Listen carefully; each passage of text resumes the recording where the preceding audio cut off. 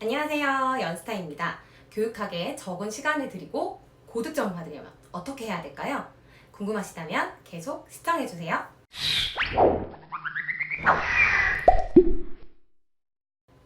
안녕하세요, 연스타입니다.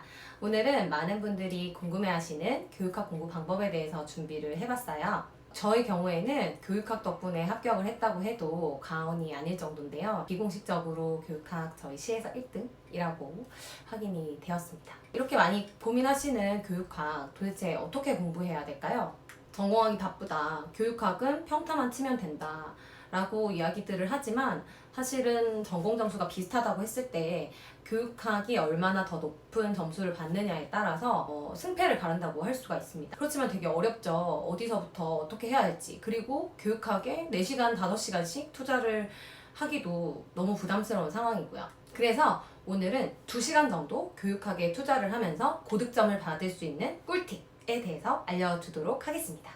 교육학에서 제일 중요한 건 뭐라고 생각하세요? 저는 적은 시간을 들여서 고득점을 받으려고 하면 제일 중요한 게 단권화와 암기라고 생각합니다. 제일 중요한 게 단권화와 암기예요.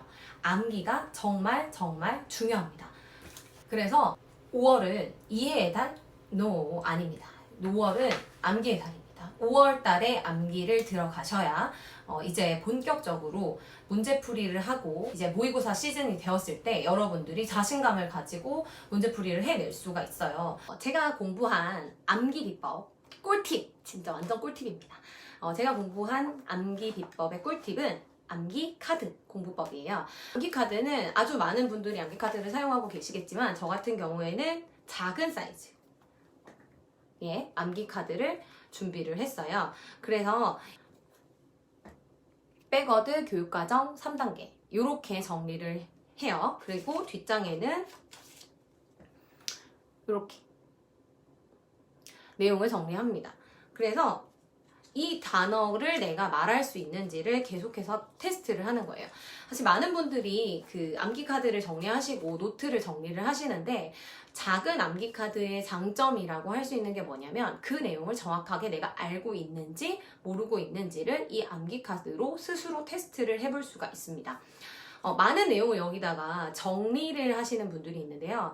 정리를 하게 되면 그냥 들고 다니는 서브노트 정도가 되지만 이 암기 카드는 서브노트의 기능을 하면서도 내용을 내가 얼마만큼 많이 알고 있는지를 스스로 자문자답 확인할 수 있기 때문에 정말 좋은 방법이라고 생각을 해요.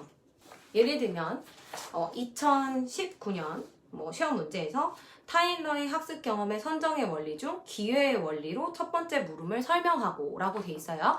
제 암기 카드를 보시면 이렇게 보이시나요? 기회의 원리란? 이라고 물었어요. 그랬을 때 제가 이걸 대답할 수 있느냐 없느냐거든요. 기회의 원리란 무엇인지 내용이 적혀져 있어요. 그럼 만약에 시험 문제에서 이렇게 기회의 원리에 대해서 나왔으면 제가 이 암기 카드의 내용을 정리할 때 기회의 원리를 정리를 해놨기 때문에 기회의 원리란 그런 목표 달성을 위해서 그 목표가 의도하는 행동을 스스로 경험해 볼 수 있는 기회가 학습 경험에 내포되어야 하는 것이다 라고 이렇게 적혀 있어요. 그 적혀있는 그 내용을 정의를 한 줄 쓰고 답을 쓰느냐 안 쓰느냐는 기회 원리를 대충 알고 있는 사람과 아닌 사람의 점수의 차이가 날 수밖에 없겠죠.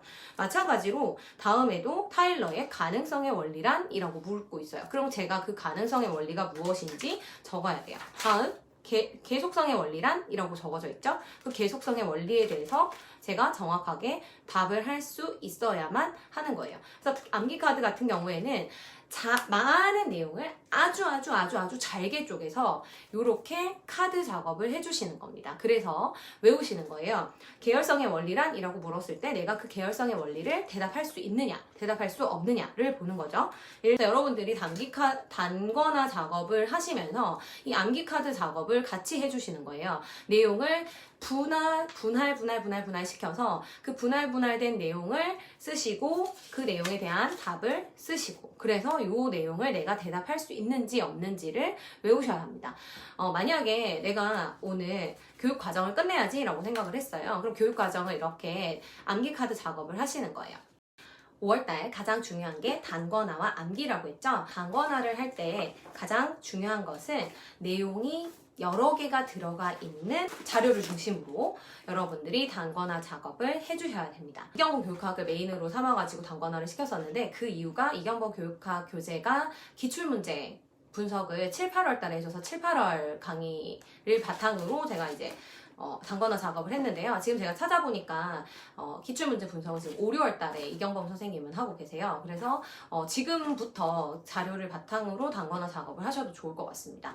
기출문제 분석을 하는 그 메인 교재를 바탕으로 하시는 것이 어떤 내용이 기출에서 출제가 되었고 그 부분이 다음에도 또 출제될 수 있다라고 하는 것을 예측할 수 있게 해주기 때문에 기출 분석 교재가 메인이 되는 것이 사실은 가장 좋은 방법이라고 할 수가 있어요. 기본 이론 교재가 너무 두껍고 너무 내용이 방대하기 때문에 그 내용을 정리할 수 있는 단권화 교재가 필요하고요. 그 단권화 교재는 학원에서 주는 교재를 메인으로 삼아서 하시는 것이 여러분들의 시간을 훨씬 더 줄일 수 있습니다. 교육학 단권화를 손으로 하시는 작업은 절대 하지 마세요. 완전 비추합니다.